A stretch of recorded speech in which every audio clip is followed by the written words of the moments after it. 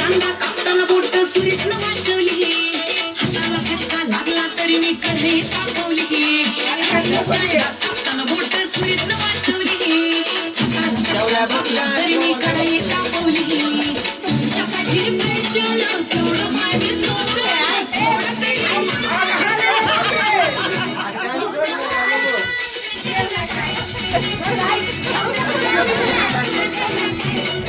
जेवायलाच घातलं नाही.